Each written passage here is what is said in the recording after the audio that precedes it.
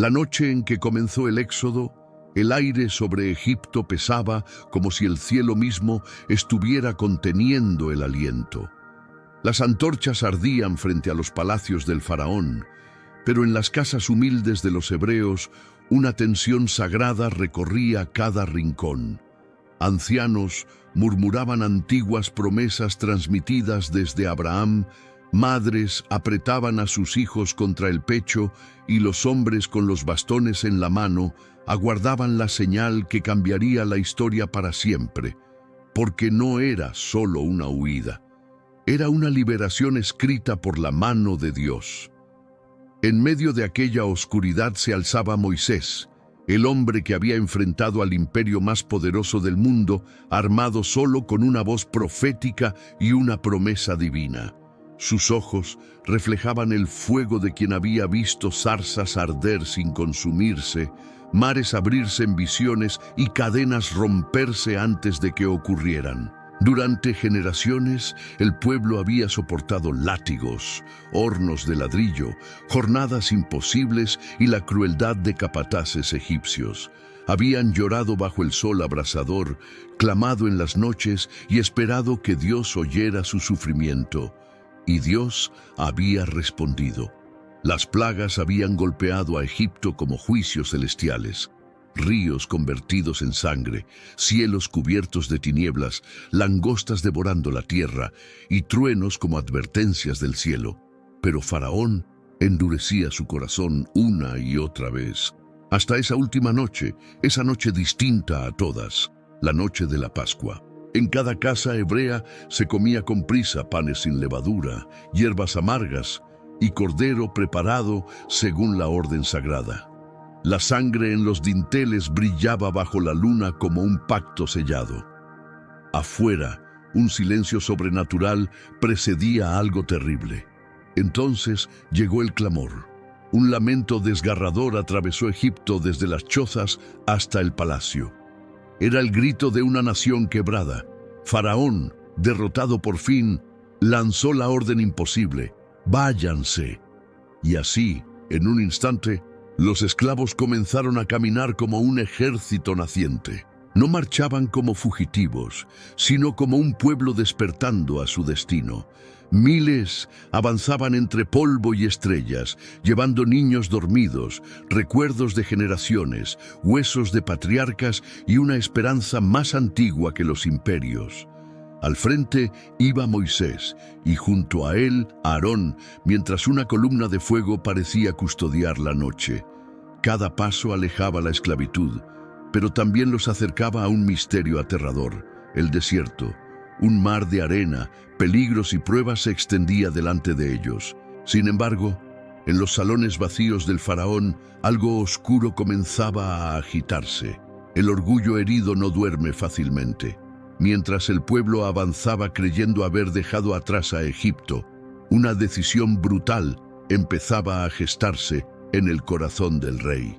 Carros de guerra, caballos veloces, soldados de élite. La maquinaria del imperio no pensaba dejar escapar a sus esclavos tan fácilmente. Y mientras la multitud se internaba hacia el borde del desierto, sin saber que el mar les cerraría el paso y un ejército vendría tras ellos, Moisés levantó la vista hacia un horizonte envuelto en misterio. Y allí comenzó la verdadera prueba. El amanecer tiñó de rojo las dunas cuando el pueblo comenzó a comprender la magnitud del peligro. Frente a ellos se extendía el inmenso mar, profundo, indomable, una barrera imposible levantada por la misma creación. Detrás, primero como un murmullo lejano y luego como un trueno creciente, llegó el sonido que heló miles de corazones. Ruedas de carros golpeando la tierra, caballos respirando furia, lanzas brillando bajo el sol. Egipto venía tras ellos. El terror se propagó como fuego en rastrojo. Madres abrazaron a sus hijos, ancianos cayeron de rodillas, guerreros improvisados apretaron piedras como si pudieran enfrentar hierro con polvo. Las voces comenzaron a elevarse contra Moisés. ¿Para esto nos trajiste? ¿Para morir en el desierto? El miedo tiene memoria corta y olvida rápido los milagros. Pero Moisés permaneció inmóvil, mirando no al ejército, sino al mar. Había en su rostro una calma extraña, casi sobrenatural, como si escuchara una voz que nadie más podía oír. Entonces los carros aparecieron en la cresta de las colinas. Centenares, quizá miles. El ejército del faraón descendía como tormenta de metal. Al frente, los mejores capitanes de Egipto, guerreros entrenados para aplastar naciones. Y detrás de ellos, en su carro real, el faraón mismo ardía de rabia, convencido de que aún podía quebrar la voluntad del Dios de los hebreos. Fue en ese instante, cuando todo parecía perdido, que Moisés dio un paso hacia las aguas y levantó su vara. El viento comenzó como un susurro, luego rugió. Las arenas se alzaron, el mar tembló y el cielo se oscureció con una fuerza que parecía venir desde antes del tiempo.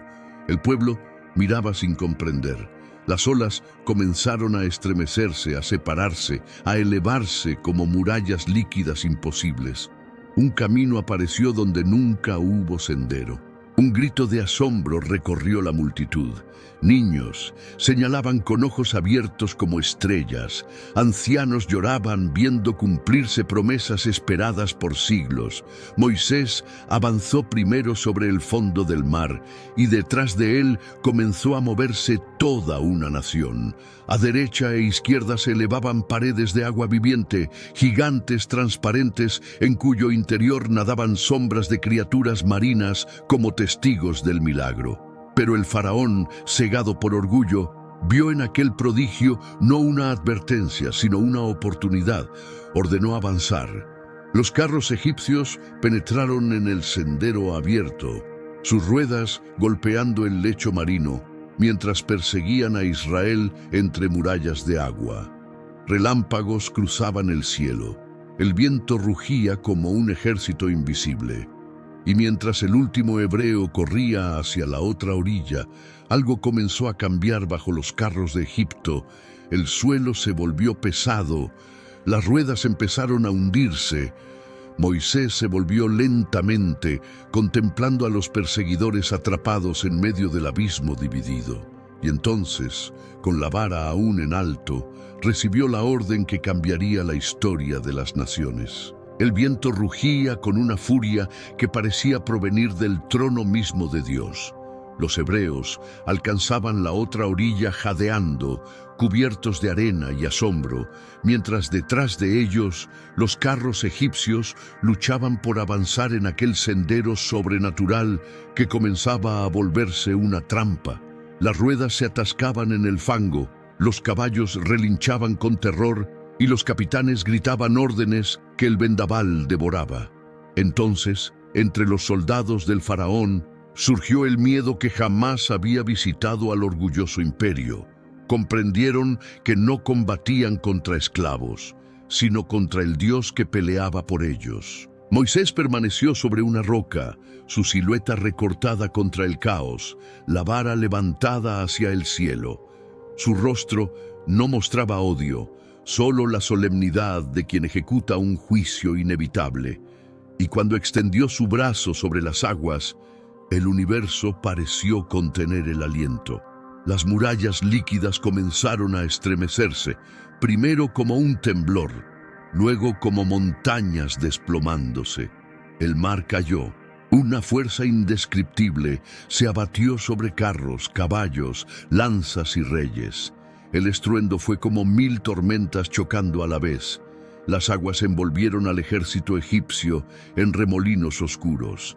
Coronas y espadas desaparecieron bajo el abismo. Los guerreros más temidos del mundo fueron tragados en un instante. Y cuando el sol rompió entre las nubes, solo quedaba el mar, sereno, como si jamás hubiera sido dividido.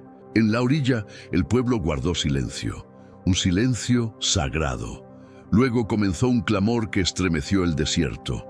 Gritos de victoria, llanto, alabanzas. Miriam tomó un pandero y mujeres danzaron celebrando mientras los hombres cantaban que el caballo y su jinete habían sido arrojados al mar. Era el nacimiento de una nación libre. Pero la libertad tiene un precio. Después del milagro comienza la prueba. Porque delante no había ciudades ni cosechas, solo una inmensidad abrasadora.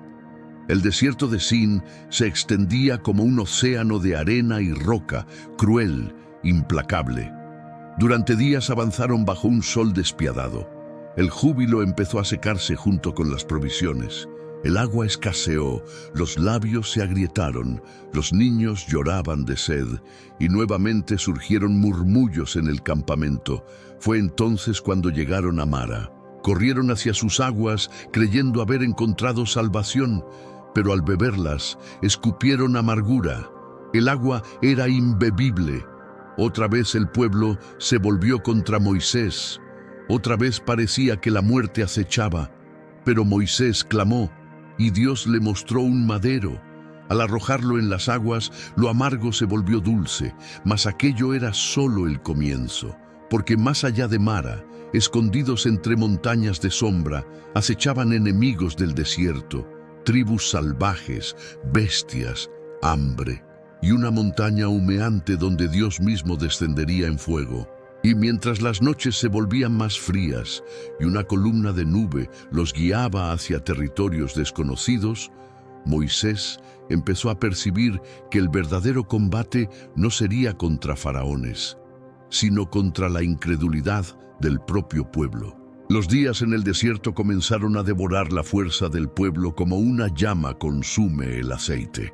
La arena parecía no terminar nunca y el horizonte se repetía cruelmente, como si el mundo entero se hubiera convertido en una prisión sin muros.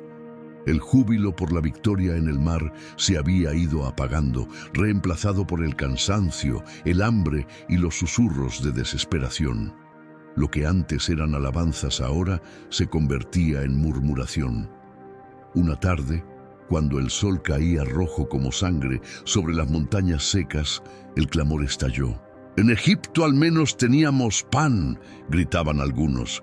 «Aquí moriremos de hambre». La multitud se agitó como una tormenta humana. Hombres golpeaban el suelo con rabia, mujeres abrazaban a niños debilitados, ancianos miraban al cielo en silencio. La fe se tambaleaba otra vez. Y frente a aquel pueblo que parecía olvidar milagros tan pronto como sucedían, Moisés y Aarón cayeron rostro en tierra. Entonces vino la promesa. Aquella noche, una gloria extraña apareció sobre el campamento. Una luz sobrenatural se deslizó sobre las tiendas como niebla luminosa, y cuando amaneció, algo imposible cubría la tierra. Sobre la arena reposaba una sustancia blanca, delicada, como escarcha celestial. El pueblo salió maravillado. «Manú, ¿qué es esto?», preguntaban. Era pan del cielo. Cada familia recogió lo necesario, ni más ni menos. Tenía sabor a miel, pero nutría como alimento de reyes. Dios mismo estaba alimentando a una nación en medio del desierto. Y cuando llegó la tarde, bandadas de codornices cubrieron el campamento. Carne y pan llovían donde antes solo había muerte, pero no todos obedecieron. Algunos guardaron más maná por temor al día siguiente, y amaneció lleno de gusanos, porque el desierto no solo enseñaba a sobrevivir, enseñaba a confiar. Sin embargo, mientras el pueblo aprendía a depender del cielo, una amenaza surgía desde las sombras. Cuando acamparon en Refidim, el agua volvió a faltar. La sed desató otra revuelta, más feroz que las anteriores. Algunos incluso hablaron de apedrear a Moisés. Entonces él golpeó una roca con la vara que había abierto el mar, y de la piedra brotaron torrentes, agua viva en medio de la muerte. Pero apenas el pueblo bebía, centinelas comenzaron a correr entre las tiendas. «Enemigos». Desde las colinas descendían los amalecitas, guerreros del desierto, rápidos, crueles, expertos en emboscar a caravanas y exterminar naciones débiles. Venían por los recién liberados pensando hallar esclavos indefensos, sin saber que estaban por enfrentarse a un pueblo guiado por Dios. Moisés llamó a Josué, joven aún, pero con fuego en los ojos. Escoge hombres para la batalla. Era la primera guerra de Israel. Mientras espadas eran afiladas bajo la luna, Moisés subió a la cima de una colina con la vara de Dios en sus manos. Y nadie imaginaba que la batalla que se libraría al amanecer no se decidiría solo en el valle, sino entre el cielo y la tierra. El amanecer llegó cubierto por un polvo rojizo, como si la tierra presintiera sangre. En el valle, los amalecitas avanzaban con gritos de guerra, sus lanzas brillando como colmillos bajo el sol naciente. Eran guerreros endurecidos por el desierto, cazadores de pueblos débiles, hombres criados para saquear y destruir. Frente a ellos, Israel apenas comenzaba a aprender lo que era combatir. Muchos jamás habían empuñado una espada, pero Josué estaba allí, joven, firme, con una determinación nacida en el fuego de la liberación. Reunió hombres entre pastores, antiguos esclavos y padres de familia. No tenían armaduras doradas ni carros de guerra, solo fe y la certeza de que Dios no los había sacado de Egipto para abandonarlos en el desierto. Desde lo alto de una colina, Moisés observaba con Aarón y Hur. En sus manos sostenía la vara que había humillado a Faraón, y comenzó la batalla. Espadas chocaron, gritos se elevaron, la arena se convirtió en remolino de polvo y sangre. Pero pronto ocurrió algo extraño.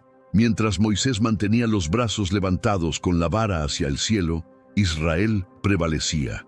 Los amalecitas retrocedían, confundidos, pero cuando el cansancio hacía bajar sus manos, los enemigos avanzaban como lobos.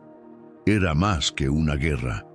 Era una batalla espiritual librándose sobre el campo visible. Los brazos de Moisés comenzaron a temblar, el peso era insoportable. Entonces Aarón y Hur colocaron una piedra para que se sentara y sostuvieron sus manos una a cada lado. Hasta el ocaso permanecieron elevadas, y con el sol muriendo en el horizonte, Josué lanzó el golpe final. Amalec fue derrotado, el pueblo celebró, pero Moisés comprendió algo profundo. Las victorias futuras no dependerían solo de espadas, sino de obediencia. Sin embargo, aquella guerra era apenas el umbral, porque meses después, guiados por la nube y la columna de fuego, llegaron al pie de una montaña oscura y terrible, el monte Sinaí. Allí la tierra parecía respirar misterio. Cumbres negras se alzaban como tronos antiguos. Un silencio reverente cayó sobre el campamento. Entonces el cielo tronó. Relámpagos desgarraron las nubes. Una espesa humareda cubrió la montaña. El suelo tembló bajo los pies de miles. Sonó una trompeta sobrenatural, cada vez más fuerte, no tocada por hombre alguno, y Dios descendió en fuego. El pueblo retrocedió aterrado. La montaña ardía como un horno, y de entre el humo una voz resonó con poder capaz de partir naciones. No era como el trueno, era más antiguo que el trueno. Moisés subió solo hacia las llamas. Cada paso lo llevaba hacia el corazón del misterio. Allí recibiría palabras grabadas no solo en piedra, sino destinadas a cambiar la historia del mundo. Pero mientras Moisés permanecía en la montaña, envuelto en gloria, abajo en el campamento empezaba a crecer una impaciencia peligrosa, una sombra de idolatría, una traición capaz de quebrar el pacto antes de nacer. Y cuando el fuego del Sinaí seguía ardiendo noche tras noche, alguien comenzó a fundir oro en secreto. Continuará en la página 6, cuando la montaña entregue la ley y el becerro de oro desate la ira del cielo. Mientras Saúl ascendía al trono y libraba sus primeras guerras, en secreto Dios miraba hacia los campos donde un joven pastor cuidaba ovejas sin imaginar que sería escogido. David aún no había enfrentado gigantes, pero el cielo ya lo había señalado. Entretanto, Saúl comenzaba a apartarse del mandato divino, y Samuel pronunció palabras terribles. el reino sería dado a otro mejor que él. Una nueva confrontación se acercaba, no solo entre hombres, sino entre modelos de liderazgo, poder humano o corazón conforme a Dios. Y cuando los filisteos reunieron un campeón monstruoso llamado Goliat, burlándose del ejército de Israel durante 40 días, parecía que una nueva humillación se avecinaba. Pero en las colinas, un joven con honda y fe estaba por entrar en escena. Y lo que comenzó con el éxodo, con un pueblo esclavo cruzando mares, estaba por tomar un giro aún más épico en manos de un rey pastor. El valle de Ela amaneció cubierto por una tensión casi sobrenatural. A un lado, los ejércitos de Israel, inmóviles bajo el peso del miedo. Al otro, los filisteos, confiados en la fuerza brutal de su campeón. Y cada mañana, como un desafío lanzado contra el mismo Dios, descendía Goliat. Era gigantesco. Su armadura relucía como bronce vivo. Su lanza parecía asta de telar. Su voz hacía eco entre montañas. Durante 40 días había humillado a Israel, y nadie se atrevía a enfrentarlo. Entonces llegó David, no como guerrero, como mensajero, un pastor llevando pan para sus hermanos. Pero al escuchar las burlas del gigante, algo ardió dentro de él. No vio un monstruo invencible, vio un desafío contra el Dios vivo. Saúl intentó vestirlo con armadura real. David la rechazó. Tomó solo su cayado, 5 piedras lisas, una honda y fe. Cuando descendió al valle, muchos creyeron ver a un muchacho camino a la muerte, pero el cielo veía a un rey naciente. Goliat rió, maldijo, avanzó como montaña en movimiento. David corrió hacia él, giró la honda, la piedra salió como relámpago. Golpeó la frente del gigante y Goliat cayó. La tierra tembló con su cuerpo. Un instante de silencio. Luego un rugido de guerra. Israel avanzó. Los filisteos huyeron y una nueva leyenda nació. Pero la victoria despertó celos. Las multitudes cantaban: Saúl hirió a sus miles y David a sus 10,000. Aquello clavó una espina en el corazón del rey. Saúl comenzó a hundirse en sombras. Paranoia, furia, desobediencia. Intentó matar a David, lo persiguió por desiertos y cavernas, y aun cuando David pudo vengarse, perdonó. Porque entendía algo que pocos reyes comprenden: el poder sin obediencia se pudre.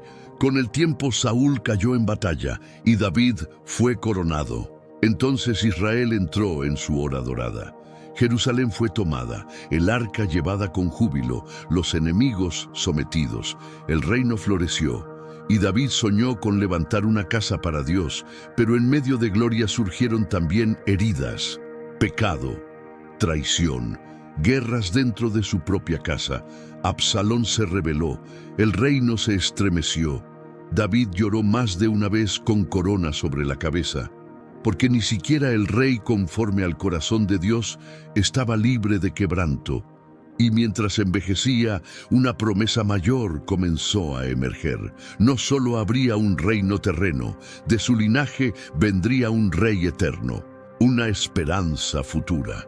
Pero antes de ese misterio, otro hijo de David ascendería al trono, Salomón. Y con él vendrían sabiduría, gloria y una fractura que cambiaría la historia del pueblo. Cuando David partió con sus padres, el reino quedó en manos de Salomón, y con él llegó una era de esplendor casi inimaginable. Dios le concedió sabiduría, y reyes venían de tierras lejanas para oír sus palabras. Jerusalén resplandeció como joya entre naciones. Oro, cedro, marfil, caravanas y comercio llenaban la ciudad.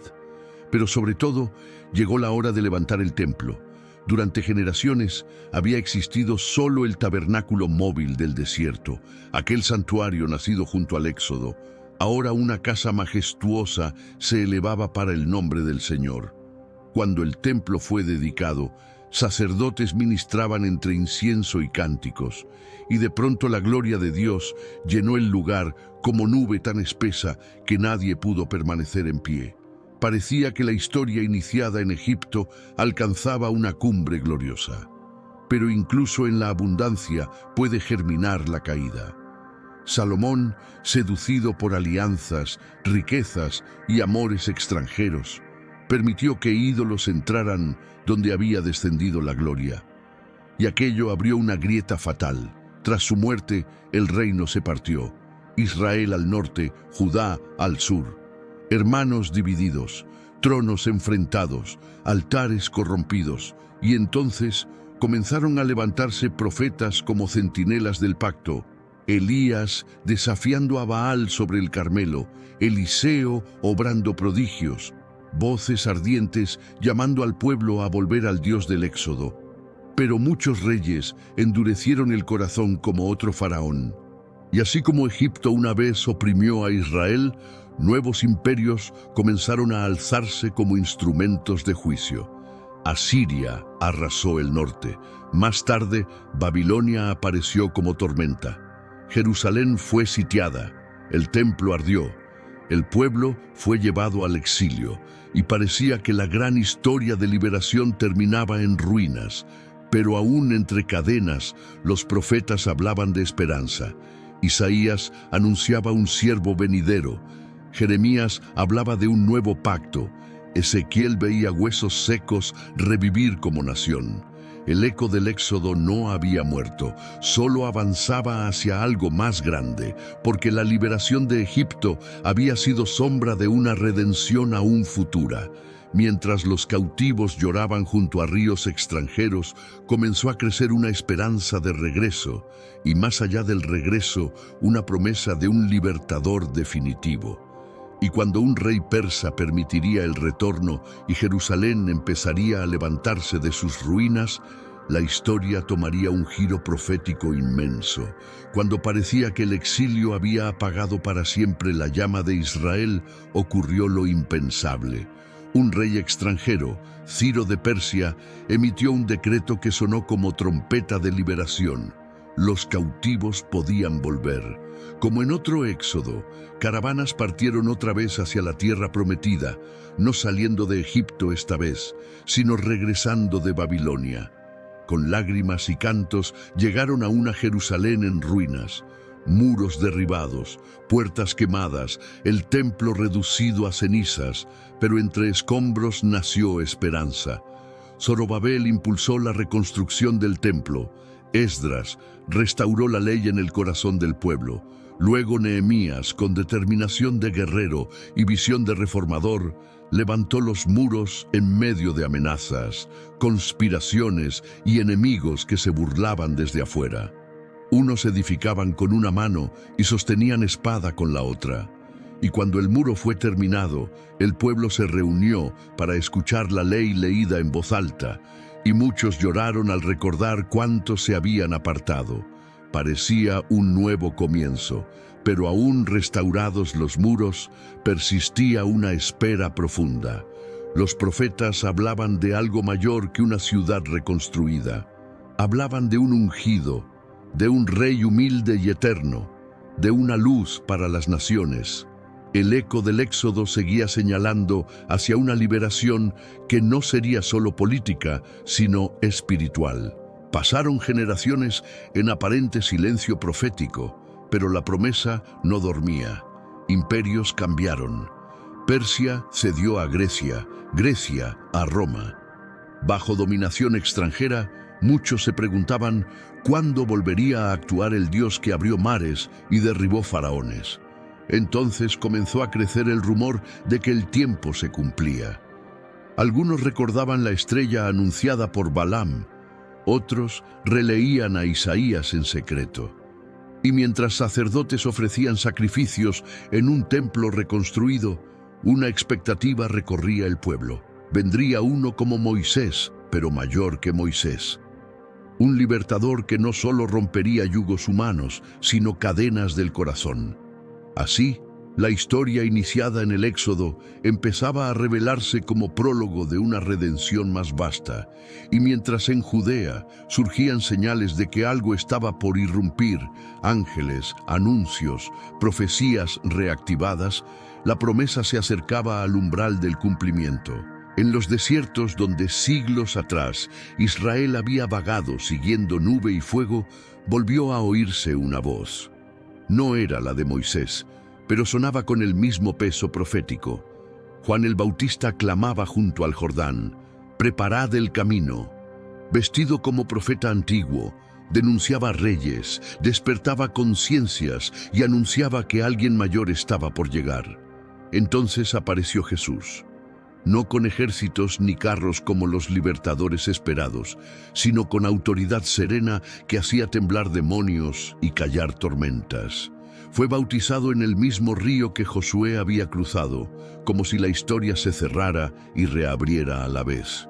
Luego entró al desierto 40 días, como Israel 40 años, pero donde la nación había fallado, él venció.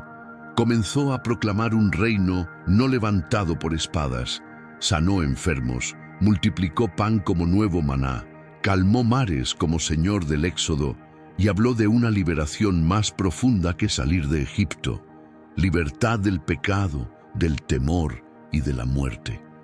Muchos empezaron a preguntarse si era el profeta prometido, el nuevo Moisés, o algo infinitamente mayor.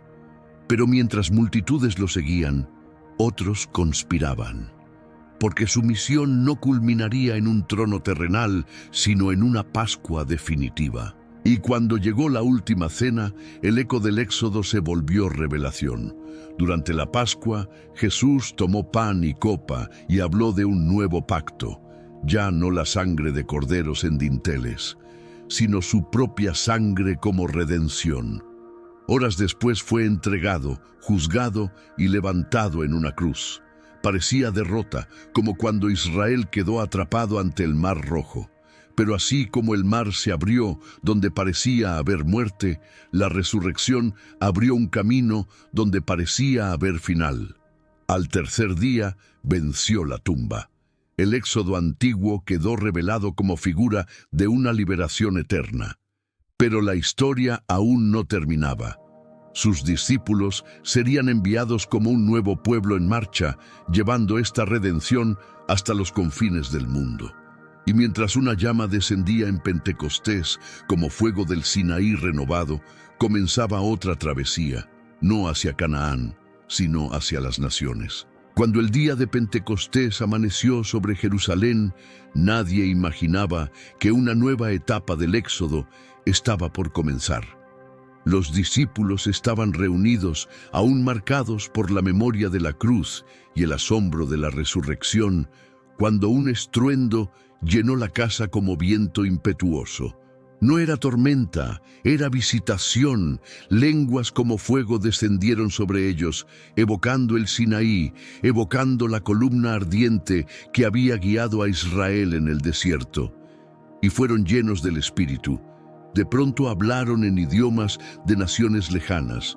Lo que antes había sido un pueblo llamado a salir de Egipto, ahora se convertía en un pueblo enviado al mundo. Pedro se levantó con una valentía que no tenía días atrás.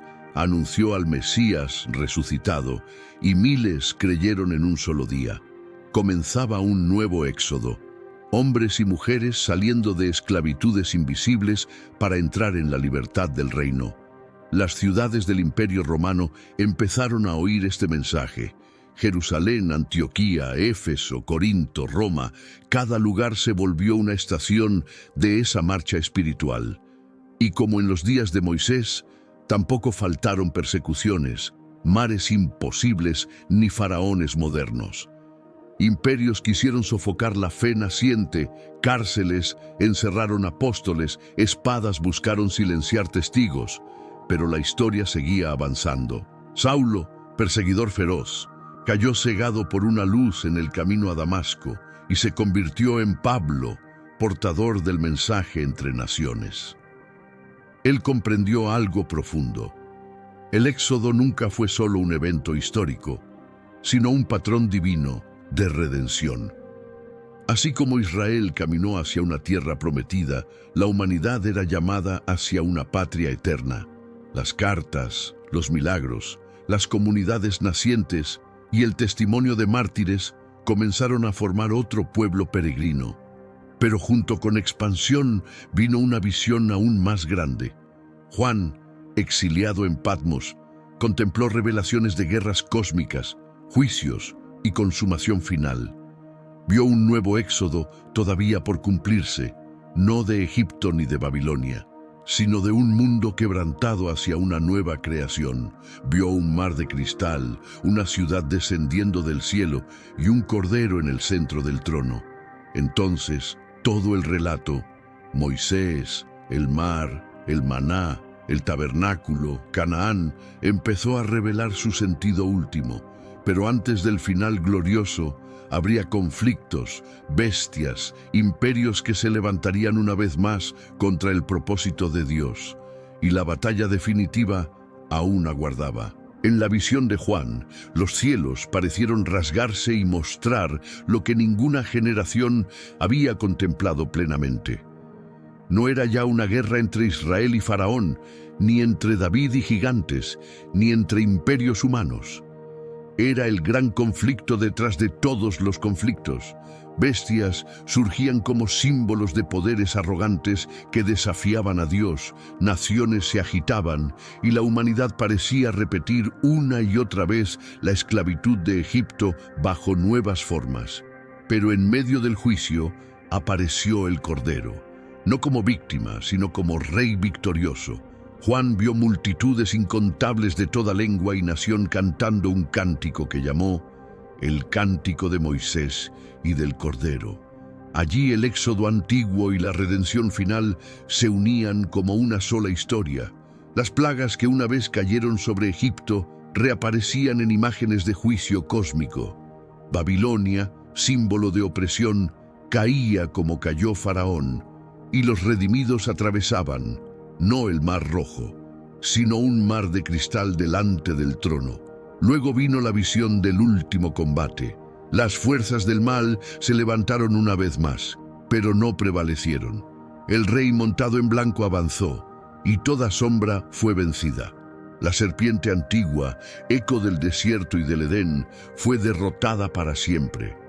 Era la consumación de una guerra iniciada desde los días de esclavitud. Y entonces Juan vio algo más glorioso que toda batalla ganada, un cielo nuevo y una tierra nueva, ya no desierto, ya no exilio, ya no muerte. Una nueva Jerusalén descendía adornada como ciudad de promesa cumplida. No había templo, porque la presencia de Dios llenaba todo. No había sol, porque la gloria misma lo iluminaba. El maná del desierto encontraba plenitud en el árbol de la vida. El tabernáculo alcanzaba su forma eterna cuando Dios habitaba con su pueblo. Canaán misma era apenas sombra de esta patria definitiva. Allí, el éxodo terminaba y comenzaba eternamente. Pero aún quedaba una última página, no para cerrar la historia, sino para revelar por qué todo este relato sigue hablando hoy. Porque la gran pregunta permanece: ¿qué significa el éxodo para quienes aún caminan entre pruebas, mares cerrados y promesas por alcanzar? Y así, después de mares abiertos, montañas en fuego, desiertos, gigantes, reyes, exilios, cruces vacías y visiones eternas, el Éxodo revela que nunca fue solo la historia de un pueblo escapando de la esclavitud. Fue un mapa del alma humana. Egipto representó cadenas visibles e invisibles. Faraón, todo poder que oprime. El Mar Rojo, esos momentos donde no parece haber salida y sin embargo Dios abre camino. El desierto, las pruebas donde se aprende dependencia. El maná, provisión en la incertidumbre. Canaán, la promesa hacia la que camina la fe. Cada episodio anunciaba una verdad mayor. Dios no solo libera para sacar a alguien de algo, sino para conducirlo hacia un propósito. Por eso esta historia sigue viva en cada generación. Cada persona enfrenta sus propios faraones, sus noches de Pascua, sus mares imposibles y sus largos desiertos. Y como Israel, puede olvidar, temer, retroceder o avanzar confiando en la voz que guía entre nube y fuego. La epopeya del Éxodo enseña que aun cuando hay rebelión, juicio o demora, la fidelidad divina persiste. Desde Moisés hasta el Cordero, todo apunta a un Dios que escucha el clamor de los cautivos y actúa en la historia. No es solo memoria antigua, es invitación presente, porque el verdadero final de esta historia no está en una página escrita, sino en quienes deciden continuarla. Cada vez que alguien vence temor por fe, ocurre un pequeño éxodo. Cada vez que un oprimido encuentra libertad, el mar vuelve a abrirse. Cada vez que en medio del desierto alguien descubre provisión inesperada, el maná vuelve a caer. Y la gran consumación prometida mantiene viva la esperanza de que ningún sufrimiento es definitivo. Por eso la historia comenzó con esclavos saliendo de Egipto y termina con un pueblo llamado a caminar hacia la plenitud de Dios. No con un fin, sino con un envío. Porque todo lector queda, de algún modo, parado a la orilla de su propio Jordán, escuchando una antigua voz que aún resuena: levántate y cruza. Y quizá ese es el secreto de por qué esta historia nunca muere. Porque el éxodo no terminó con Moisés. Sigue ocurriendo donde alguien responde al llamado de la libertad. Fin de la epopeya, o quizá comienzo de otra travesía. No era ya una ciudad aislada como Jericó, ni pequeños reinos dispersos. Era una coalición inmensa: caballos, carros de hierro, lanceros innumerables.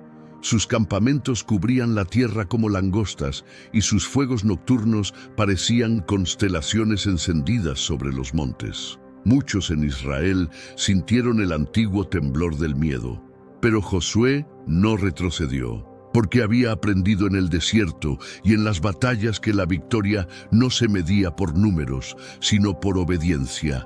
Entonces marcharon hacia las aguas de Merom, y allí estalló una guerra como no habían visto: el estruendo de carros chocando, espadas partiendo escudos, flechas oscureciendo el cielo. Pero en medio del caos, Israel avanzaba como un río incontenible.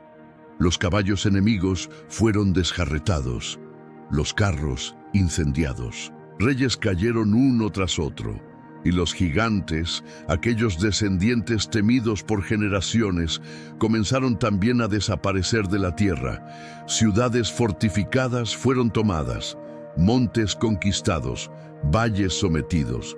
Durante años continuó la campaña, hasta que finalmente hubo reposo de guerra. Entonces comenzó algo distinto: no conquista, repartición.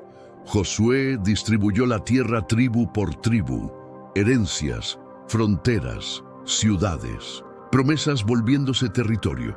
Y ya anciano, con el peso de las décadas sobre sus hombros, reunió a Israel en Siquem.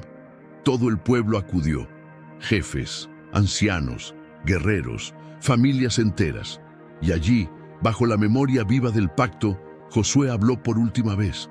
Recordó Egipto, el mar abierto, el maná, las guerras, las victorias, la fidelidad de Dios. Y luego lanzó un desafío que atravesaría siglos: escoged hoy a quién serviréis. Hubo un silencio solemne. Entonces pronunció las palabras que resonarían como espadas sobre generaciones: pero yo y mi casa serviremos al Señor. El pueblo clamó que jamás abandonarían a Dios. Renovaron pacto, levantaron una piedra como testigo.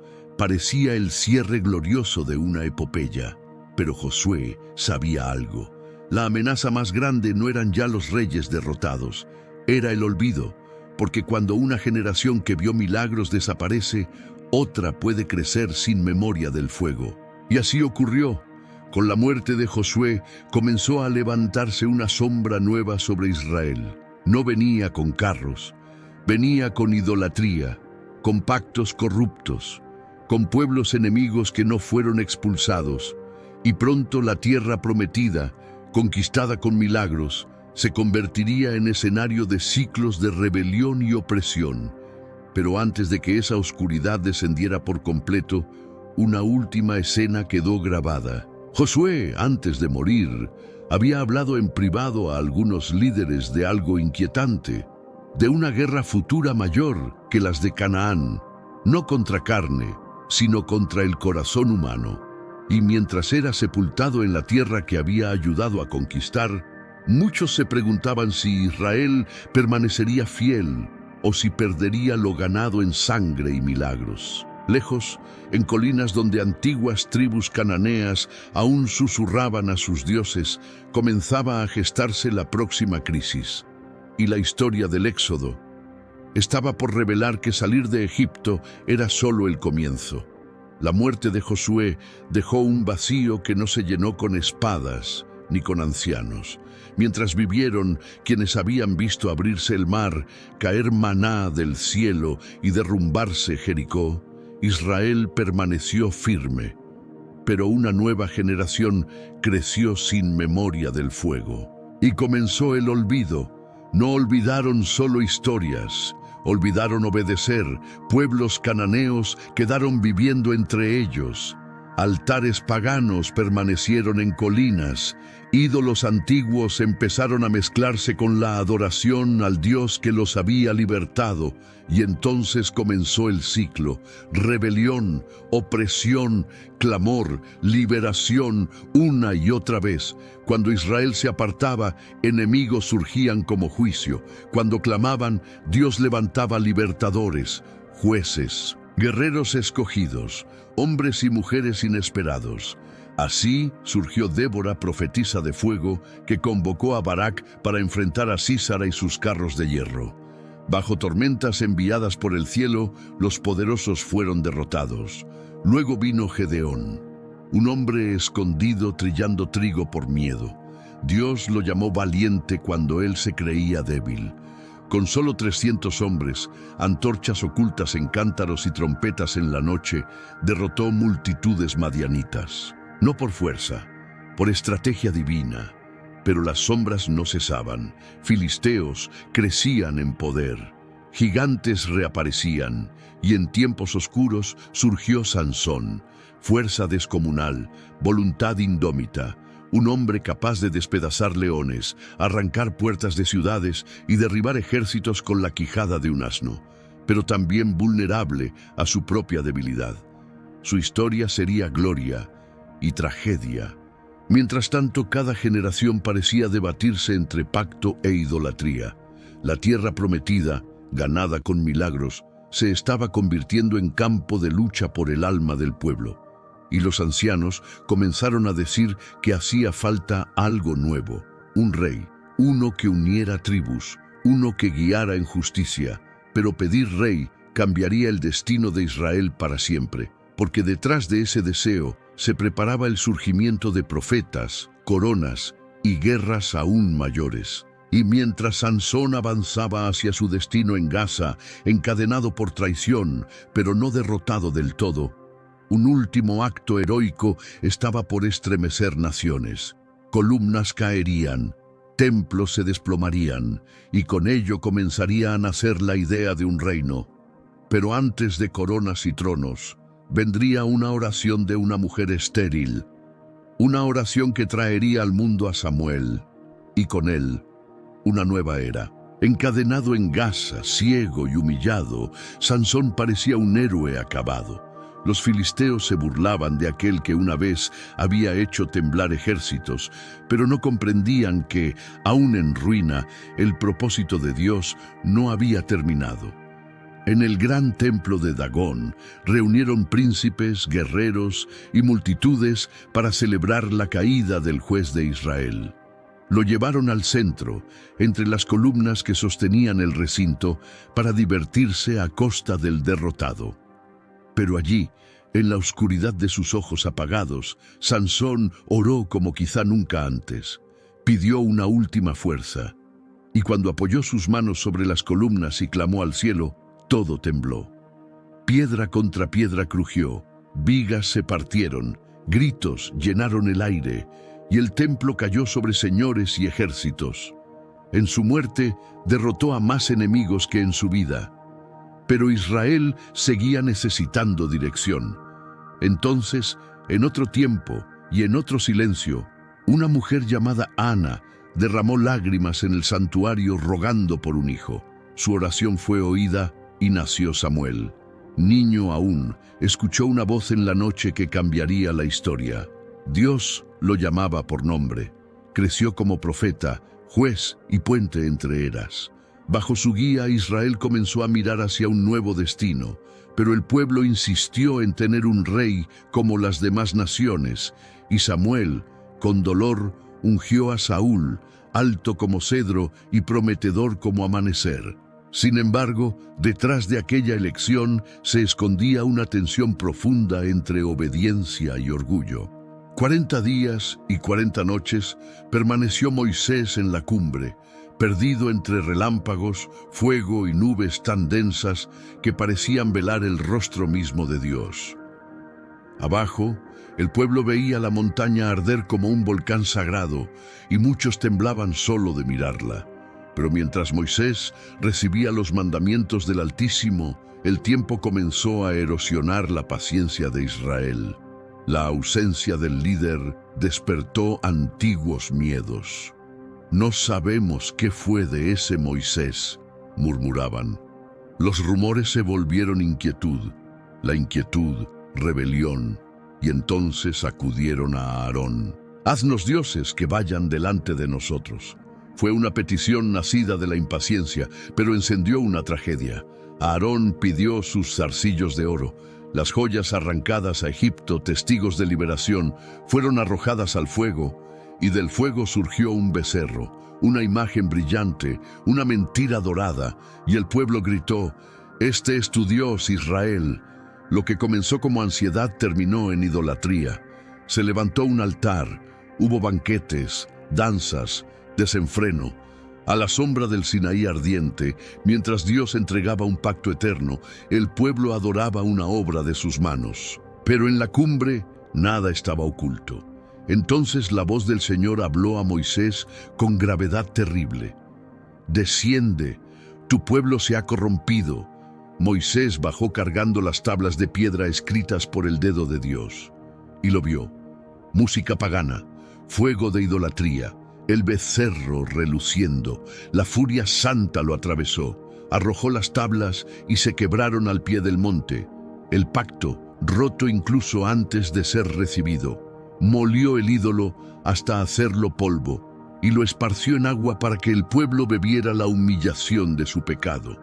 Aquella jornada estuvo marcada por juicio y llanto, y sin embargo, también por intercesión, porque cuando Dios habló de destruir al pueblo, Moisés se plantó entre la ira y la nación, oró, lloró, rogó como un hombre dispuesto a dar la vida por su pueblo, y algo extraordinario ocurrió. Misericordia descendió donde pudo haber caído destrucción. Días después Moisés volvió a subir al Sinaí, solo, otra vez entre fuego y nube, y allí pidió algo que ningún mortal había osado pedir. «Muéstrame tu gloria». Hubo silencio. Luego una respuesta que haría estremecer generaciones. Moisés fue escondido en una hendidura de roca mientras la gloria de Dios pasaba como un torrente de eternidad.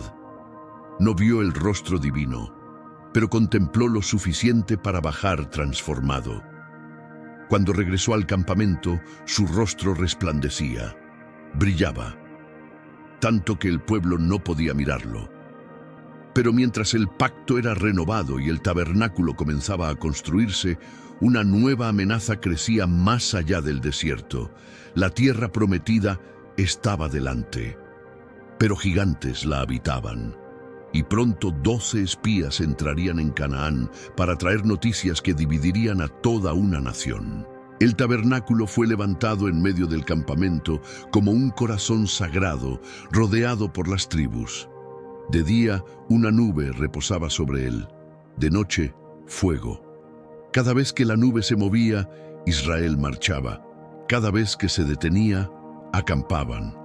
Ya no eran una multitud errante, eran un pueblo guiado por la presencia de Dios. Y finalmente llegó el momento largamente esperado. Canaán, la tierra prometida a Abraham, la tierra que fluía leche y miel. Desde los límites del desierto, Moisés escogió 12 hombres, uno por cada tribu, y los envió a explorar la herencia prometida. Durante 40 días atravesaron valles fértiles, montañas verdes, viñedos inmensos y ciudades fortificadas. Cortaron un racimo de uvas tan grande que 2 hombres tuvieron que cargarlo en un palo entre ambos. Era una tierra abundante, gloriosa, pero también peligrosa, porque había gigantes, hijos de Anac, guerreros enormes como torres vivientes, y cuando los espías regresaron, el campamento entero se reunió para escuchar. Primero hablaron de abundancia, luego sembraron terror. La tierra es buena, pero sus ciudades están fortificadas hasta el cielo, y vimos gigantes. A nuestro lado parecíamos langostas, el miedo se esparció como veneno. Solo 2 hombres se mantuvieron firmes, Josué y Caleb. «Subamos de inmediato, podemos conquistarla», clamaron. Pero las voces del temor fueron más fuertes. La multitud lloró toda la noche. Hablaron de volver a Egipto, de escoger otro líder. Incluso quisieron apedrear a Josué y Caleb. Y entonces descendió el juicio, porque no rechazaban solo una tierra, rechazaban confiar en Dios. El Señor decretó que aquella generación incrédula vagaría 40 años por el desierto hasta que sus huesos descansaran en la arena. Solo sus hijos entrarían en Canaán. Un lamento recorrió las tribus. El desierto, que había sido camino hacia promesa, se volvió sentencia y comenzó la larga marcha de juicio. Años pasaron, se levantaron rebeliones, Coré desafió a Moisés, y la tierra abrió su boca. Serpientes ardientes mordieron al pueblo, y una serpiente de bronce fue levantada para salvación. Cada etapa traía pruebas, cada prueba revelaba corazones, pero el tiempo avanzaba inexorable. La vieja generación comenzaba a morir, y Moisés, aunque aún guiaba al pueblo, llevaba también una herida secreta, porque incluso él, por un acto de desobediencia junto a las aguas de Meriba, había recibido una sentencia dolorosa. Guiaría al pueblo hasta la frontera, pero no entraría. Sin embargo, nuevas victorias aguardaban. Reyes caerían, murallas serían vislumbradas en el futuro, y un profeta pagano llamado Balaam intentaría maldecir a Israel, sin saber que su boca pronunciaría bendición. Mientras el campamento avanzaba hacia nuevas guerras, una estrella parecía empezar a levantarse sobre el destino de un joven guerrero llamado Josué. Y Moisés, contemplando la tierra desde lejos, comenzaba a prepararse para el final. Los años habían gastado sandalias, enterrado generaciones y enseñado a Israel a sobrevivir bajo el sol abrasador. Muchos de los que habían cruzado el Mar Rojo ya dormían bajo la arena. Sus hijos, nacidos en el desierto, eran ahora la nueva generación destinada a conquistar lo que sus padres rechazaron. Pero antes de entrar en la tierra prometida, aún debían atravesar sombras profundas. Cuando Israel rodeó las fronteras de Moab, su multitud extendida como un mar de tiendas comenzó a infundir terror en los reyes vecinos. Balac, rey de Moab, vio acercarse a aquel pueblo y no vio peregrinos, vio amenaza y buscó un arma diferente a espadas. Mandó llamar a Balaam, un adivino famoso, un hombre cuya palabra se creía capaz de bendecir o destruir naciones. Balac le ofreció riquezas para maldecir a Israel, pero cuando Balaam emprendió camino, ocurrió algo extraño. Su asna se detuvo en el sendero, retrocedió, tembló. Balaam la golpeó furioso, sin ver que un ángel con espada desenvainada bloqueaba el paso. Y entonces la criatura habló. La asna habló con voz humana. El profeta quedó horrorizado, porque comprendió que estaba frente a lo sagrado. Más tarde, sobre montes altos donde Balac había levantado altares para lanzar maldiciones, Balaam abrió la boca, y en vez de condenación brotó bendición. 1 vez, 2 veces, 3 veces. Cada intento de maldecir terminaba en profecía. Y en una de ellas, Balaam contempló algo que parecía ir más allá de Moisés, más allá de Josué, más allá del tiempo. Una estrella saldrá de Jacob. Palabras misteriosas flotaron como fuego profético, pero aunque ningún enemigo podía maldecir a Israel desde fuera, el peligro podía nacer desde dentro, porque la seducción vino donde la guerra había fallado. Hubo corrupción en el campamento, hubo juicio, y mientras el pueblo aprendía otra vez el precio de la santidad, nuevas batallas comenzaron. Reyes amorreos cayeron, territorios fueron tomados, la frontera prometida se acercaba, pero el momento más doloroso estaba por llegar. Moisés subió al monte Nebo, solo, anciano ya, pero con mirada de profeta. Desde aquella altura contempló Canaán extendiéndose como un sueño cumplido, ríos brillando al sol, colinas fértiles, ciudades lejanas, la tierra prometida, tan cerca, y no entraría. Allí habló con Josué largamente, le recordó promesas, le advirtió sobre guerras, le entregó no solo liderazgo sino legado. Luego bendijo a las tribus una por una, como un padre despidiéndose de sus hijos.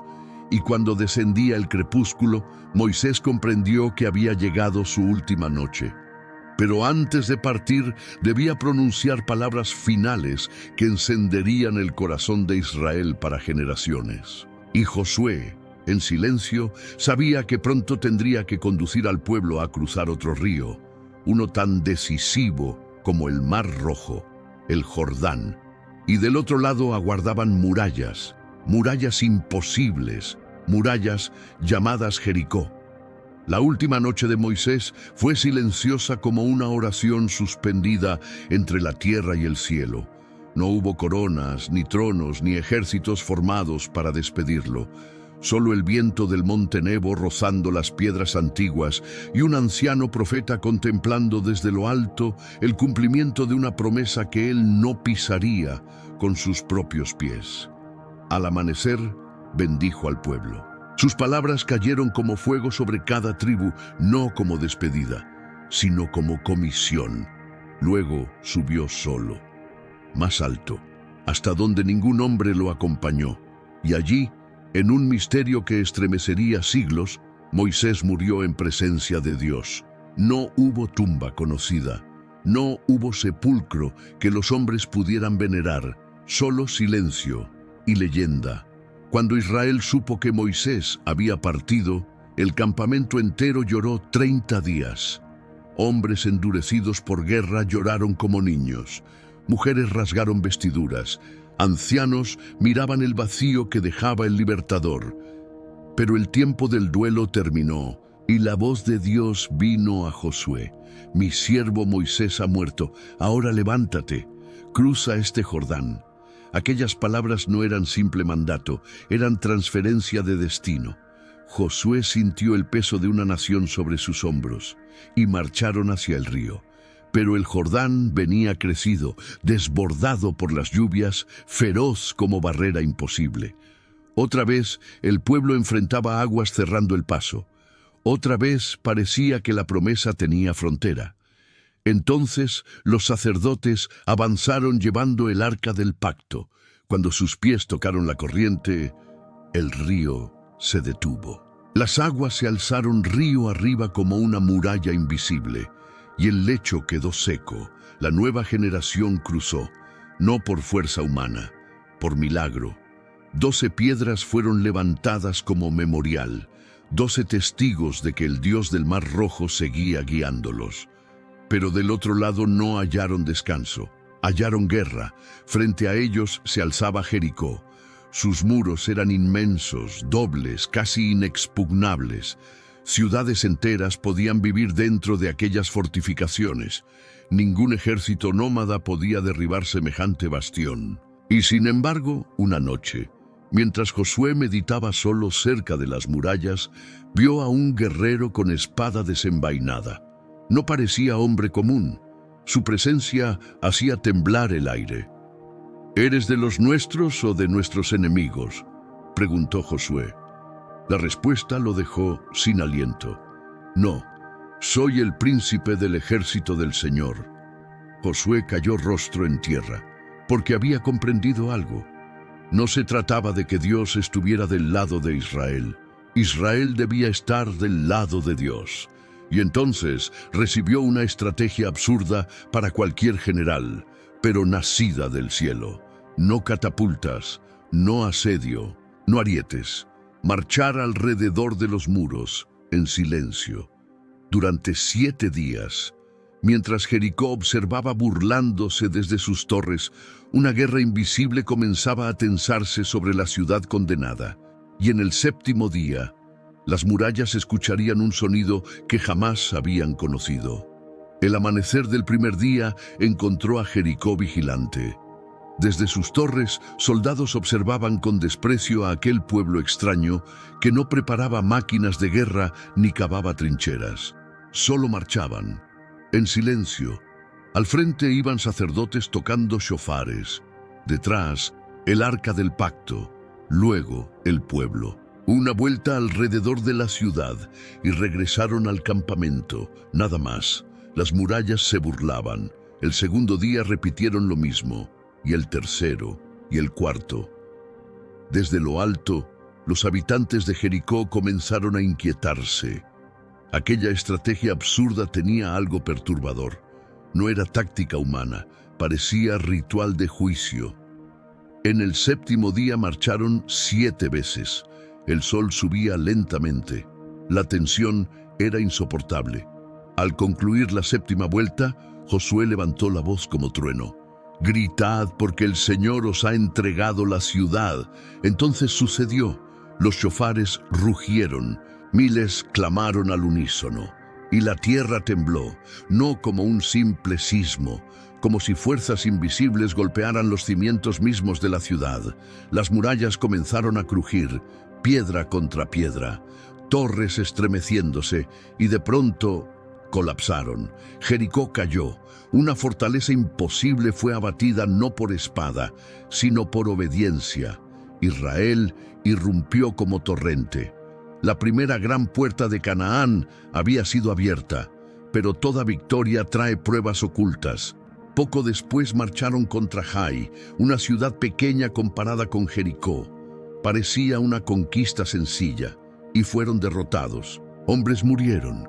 El pueblo quedó confundido. ¿Cómo podía el Dios que derribó murallas permitir tal fracaso? Entonces se reveló el pecado oculto. Acán había tomado lo prohibido de Jericó. Desobediencia escondida había contaminado la victoria. Hubo juicio, purificación, y luego Jai cayó también. Ciudad tras ciudad comenzó a rendirse. Reyes formaron alianzas para detener a Israel. 5 reyes amorreos levantaron guerra. Entonces ocurrió uno de los prodigios más asombrosos jamás narrados.